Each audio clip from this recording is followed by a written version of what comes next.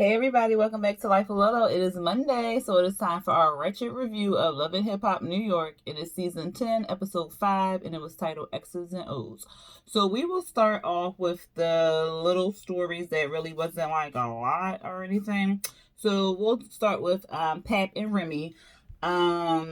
We see Remy, she talking about she was supposed to start her album like a year ago, whatever like that. But then she had the baby, had to breastfeed, had to do all this other stuff. What's she meeting? Oh, then we see like the flashback of Fat Joe screaming at her, talking about some "you can't let the people down." I was like, Fat Joe, chill out. But anyway, they at some restaurant or something like that. She meeting Pap, and she was telling him how she needs to get back her creative flow and everything like that, so she can get her album off the ground and stuff. And she needs to go back to Miami because that's where she has to get her creativity from or whatever like that. And Pat was like, yeah, baby, I'm here for you or whatever, but I can't go down there to Miami with you because I'm starting my new album and I got all these meetings to go to and whatever. So they talking about who gonna take the baby, and he was like, you know what, you leave the baby here with me, you go down there. And she was like, no. She gonna just run you ragged. Like, no, or whatever. And he was like, I can handle it. You don't need to be down there in the studio with her. And she was like, how you gonna be in the studio with the baby? And so they figured it out or whatever like that. She said she's gonna take the baby down there in Miami or whatever. Then we see her, she down there in Miami, she in the studio, she got the baby on her hip. I'm like, really, Remy? You couldn't have found no nanny or somebody to just hold the baby while you rapping or whatever. But anyway, she finally passed the baby off to somebody, child, and she was like, she found some help. That Joe called her and he was like, he proud of her and whoop-de-whoop-de-woo. And she said when he come down here, they gonna she gonna give him the tracks and stuff like that. I mean, I like Remy Ma, but that's all I'm gonna say on that one. Anyway, that was pretty much it for them too. Let me just make sure, y'all, because y'all know I be forgetting some mess. But I think that was it for them too. Yeah, that was it for them too. All right, now we're gonna go to Fresher Engine, child. So annoying. So I guess we'll start with Jeniski. So we see when it opened up, we see Jeniski, she in the studio, she rapping. She sound cute or whatever like that. She got a nice little flow. Rich come in the studio, he watching her. She apologized. She brought him down there so she could apologize to him for, her behavior at the showcase or whatever. So she apologized and he was like, well, you gotta be more on a professional type kick or whatever like that. And he was like, have you talked to Fresher? And she was like, no, but I call him down here so we can talk or whatever. And what'd she say? She said she called him down there or whatever like that. Fresher come down there. She like, I'm sorry, y'all, my curl was all flat. But she was like, what'd she say? I forgot what she said, but she said something, and he was like, well, my girl, she was, doing this, and I apologize for her and all this other stuff. And she was like, look, you need to check your bitch, keep your bitch in check or whatever like that. How you going, what she say? She was like, if you can't control your bitch, how you gonna control a business? I mean, this is some valid questions and statements and stuff like that. And he was just looking dumb, and Rich was all in the corner like, you know how he be looking, all his old goofy old ass self. But anyway, she was just like, you need to control her because we don't need all this, and I'm trying to be professional and blah blah blah. So then we see later on in the episode, Rich had took Jeniski to Hot 97. He put her on the radio. She did her little freestyle because I'm pretty sure it was already written out, but she did her little freestyle. And the dude from Hot 97, he was like, yo, if you wasn't with Rich, I wouldn't even have took the time to talk to you or whatever like that. And she was like, oh yeah, Rich been doing all the stuff for Fresher. He ain't did nothing, and he been with me for months and stuff like that, and he can't come through and blah blah blah. And then so Rich was like, look, I gave you, he said he did something, child. He said he listened to our music. That was one check. He brought the people down there to listen to her at the showcase. That was another check. She wanted to be on the radio, so he brought her down there and got her on the radio. That was another check. He said, look, I'm doing all these freebies for you, Ma. I need some kind of something to say that you going to run with me or whatever like that. So she was just like, all right, yeah, you've been doing this, you've been doing that, and you've been keeping it real and 100. And so far, he has not been like the slimy rich that he has been in the past. He has been kind of like more professional, should I say. I mean, it's still early, but so far, he has been like professional or whatever like that with her. He hasn't asked her for no sex or nothing crazy. Y'all know how rich be getting and stuff like that. But with her, he ain't asked for nothing. So she was kind of like, all right, I'm with you. Let's do it. They shook hands and stuff. And he was like, all right, the contract going to be in your email tomorrow morning. My advice to her is, please read that contract. Get a lawyer. Have the lawyer go over the contract. Just don't be signing nothing just to be signing something and saying you want some label, because Rich don't have a good track record. But anyway, we go to Fresher. He at his place or whatever with his girl Jen.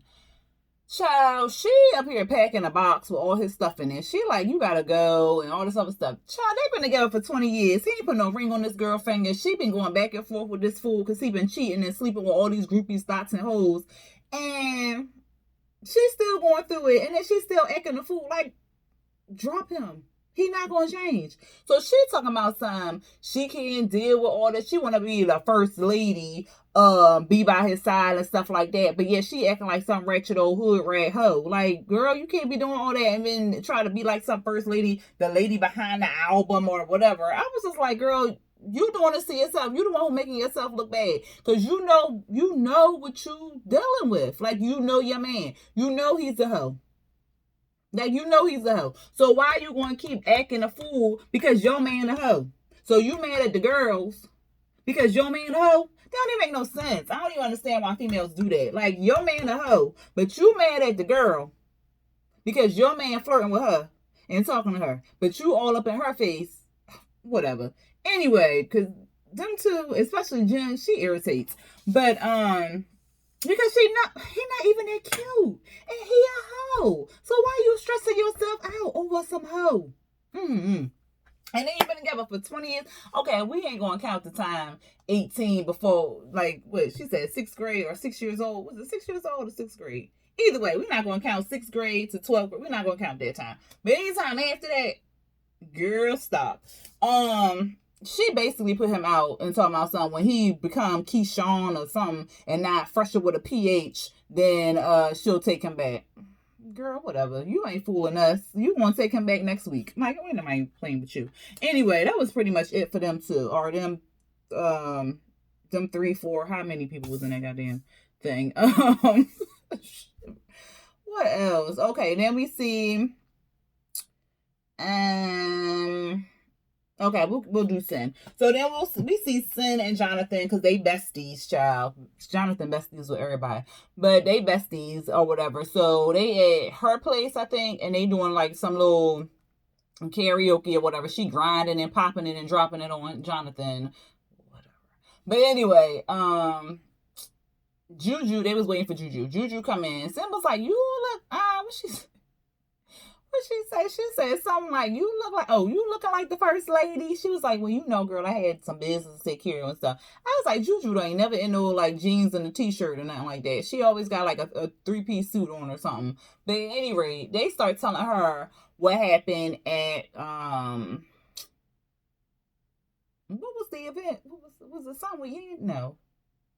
Oh, it was a showcase. Like, why was they together? But they was telling her what happened at the showcase because Jonathan claimed he don't remember, but yeah, he was spitting stuff out verbatim. Okay, so he was going in and telling her like how it was some conspiracy between Erica to get the exes together and Sin getting all of her feelings. Well, at first she was acting like it wasn't bothering her or whatever like that. She like, he a grown-ass man, he can do whatever he wants to, but Erica, I have a problem with her setting up my ex and all this other stuff. So I was just like, whatever. I don't understand what the big deal is. Like, you not whatever. We'll get to that. But anyway, she said she got more important things to worry about. She worried about her son and her music. So that's what she worried about.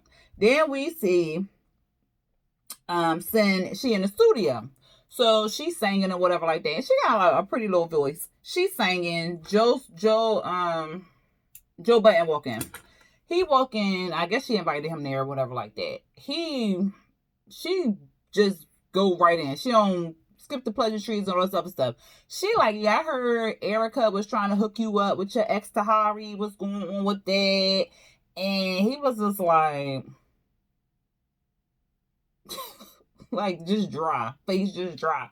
And she was like, yeah, because like I don't understand what's going on, and you better not be playing with me and give me some respect and all this other stuff. And he was like, well, I met her for the housewoman, and we went shopping to get. I said, oh my God, why does this man talk so slow? And then his facial expression just be so dry. But anyway, he tells her that, well, he wanted to know what she was saying. He wanted to know what Tahari was saying or whatever like that. And she was like, I don't know what she's saying. I wasn't there. So how are you running back with information and you don't even know all of it? But at any rate, she was basically like, you need to respect me. And he was like, yeah, I respect you like that. And she was like, well, because this disrespect umbrella has a lot to do, so you need to respect me. And I don't know what's going on with the two of you, but it needs to stay back in 1999 or whatever like that. I was just like, why is you so pressed? Like, you was real pressed about this man talking to this girl. If you don't want him no more, which is obvious that you still do want him,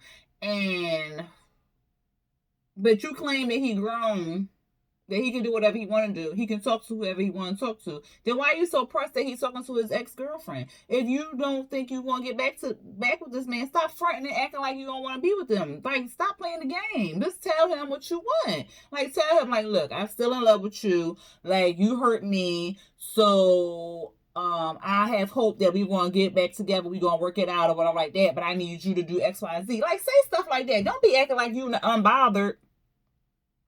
Just stop. Because now you mad that this man's talking to this girl and then he looking like, why? He don't care. I don't know. Like, child, she too pressed for me. She need to just stop. But, what was it? Okay, then we're going to go back up to Safari. Because we're going to pause send right there. Because some more extra pointless, child, this show.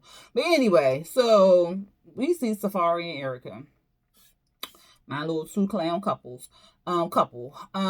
He's still in denial about sending an invite, and I'm like, Safari, it was an unofficial invitation. Like, it wasn't on paper. It wasn't all decorated with the little monogram and all that other crap. But it was an invitation. So, yes. So, of course, Erica in her feelings, saying that, you lied to me. Why should I find out about the invitation through her? And I should have found out about the invitation from you. So he like, I didn't invite her. So she reads the text message and she like, it's an invitation.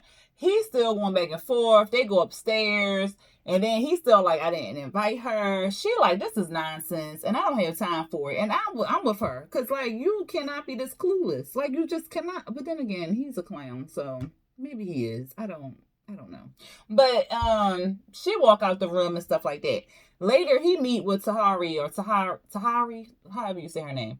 He meet up with her at Salsa, whatever like that. I guess she everybody's friend. I don't know, child. But anyway, he meet up with her to do some salsa dancing because he said he want to include the salsa dancing into the wedding or whatever like that. That should be cute. So he tells her what happened. And Tahari like, come on, bro. You cannot be this dense. Like, you invited her to the wedding. It's not even about the invitation. It's about you lying and that she finding out about it through somebody else. Nobody should be able to tell her about her man. And that's point blank, period. Like, nobody should come to me and be like, yo, I heard your girl did such and such and such. Because I'm like, yeah, I know. I'm not going to be like, what? She did what? Tell me more. Like, no, it should never be like that. It should be open and honest and transparent. And that's what Erica has said, too. It should be about that. It shouldn't be like, oh, well, your girl did this, your girl did that, or your man did this. Like, no. And he was just so dense. And then I guess it miraculously, the light bulb went off in his head. I guess that sometimes works when somebody else tell you other than your significant other or your partner or your lover or your husband, your wife, whatever. If they say something, you just be like, okay. But if somebody else say it in a different way, then you be like, you know what, you might be right. That happens all the time. But at any rate, he finally get it. He get the light bulb click and bing, it went off in his head and stuff like that. He finally got it. So he go to he rented out this penthouse suite, he brought all the roses and the damn florists all across the country. He put them all on the floor on the rooftop. I guess it was a rooftop or the balcony, child. I don't know. But it might have been a balcony because they had looked like they walked back into the room. So he put all the roses on there and stuff like that. He got down, he apologized and said that he's sorry and stuff. Because his first apology was not an apology. He was like, I apologize if you feel like, no. Did you? Or like, no. So that was his apology. He apologized correctly the second time, and she explained to him like why she was upset and stuff like that. She was real touched, and then he got down on his knee with some big ass gaudy ass watch. It was blinged out, so she was excited, whatever. And he asked her to marry him again. I'm like, was y'all broken up? Okay, whatever. But she said, yeah, of course, hell yeah. And then they went into the bedroom or whatever like that. Cause she was like, oh yeah, I wanna do you or whatever. So whatever. That was it for Safari. Let's go to the end. Let me make sure, because y'all know I be skipping stuff, and then I come back and then I be having notes in front of me, so that's even worse. Yeah, I think that's it. Yep. So, we see Jonathan. Jonathan brings Sin and he sit down with Erica. Jonathan is just in the middle of so much stuff. It don't even make no sense. I don't know how he's able to keep up with it. But he sits down with them too. Sin she just jumped right to it. She ain't got time for no small talk, and I don't blame her. So she jumped right into it. And she like, I heard that you were setting up my ex with his ex or whatever like that. And Erica like, no, that's not, how it's going down. Like, they know each other, they friends or whatever like that. So, like, they just have this connection or whatever like that. And so Sin is like, well, I'm surprised that you would be able to do that because, like, coming from my mother, like, you're pregnant. And so you're pregnant and you're like a mother and stuff like that. So how can you just do that? Like, I would think you would have some more compassion and stuff like that for me. Cause maybe my baby is not even 1 year old. And she was just like, Erica was like, I'm not clocking for you. Like, I'm not checking for you. I'm not checking to see how you feeling. If I do something, I'm not checking for you. And that was the most honest thing I've heard Erica say. And well, she's been keeping it pretty honest this season. Well, I mean, it's the 5th episode, but like, like for real, who is checking for that ex to see if that ex having some feelings for something? I'm all well, maybe Sin gonna be a little upset. No, Erica was like, I'm not checking for you. I'm not looking on your timeline. I'm not doing none of this stuff to figure out if you gonna feel some type of way about what I'm doing. And Sin was like, but I don't understand. Like, I don't understand because you should. This is hard for me. Like, you should be better than this because. And she was just like, now you gonna cry, and it make me look like the big bad wolf. Like, no, like I don't understand what the big issue is or whatever. And Jonathan like, but y'all used to have love for each other. Like, I don't understand. Like, you used to have love for each other. And Erica make this weird ass face, and I was like, oh damn. Like, you could at least say, like, I loved her, whatever like that. But right now, it ain't nothing. So Sin get this phone call. Her phone buzzing and buzzing, child. She get the phone call. She answer the phone. Jonathan and Erica still talking. And because he's talking about, well, there's some tension here, and I want to break the tension up. And she was like, well, what tension? Like, what are you talking about? And Sin get the phone. She walk away. They sit up there having a whole conversation. She walk away. So what was the point of this? What was the point of this? Like, I'm gonna be like Forrest Rock. So what's this? Something Mona had rigged up or something, and Sin was just like, no, I can't do this because this ain't in my contract. I'm not feeling this right now. Like, because it was just pointless. Because then they both sitting there looking stupid, and you trying to fix something between Sin and Erica that ain't no real big issue because it's just stupid. Oh my goodness. But anyway, that's how the episode ended, y'all. And tell me what y'all thought about this. I don't even have no real questions for y'all because the episode really ain't give me much of nothing. But tell me how y'all felt about the episode. Please hit that like button if you like this video. Hit the subscribe button if you're viewing it and you're not subscribed to my channel yet. Thank you to everyone who has subscribed. I really, really, really appreciate you. Like, really.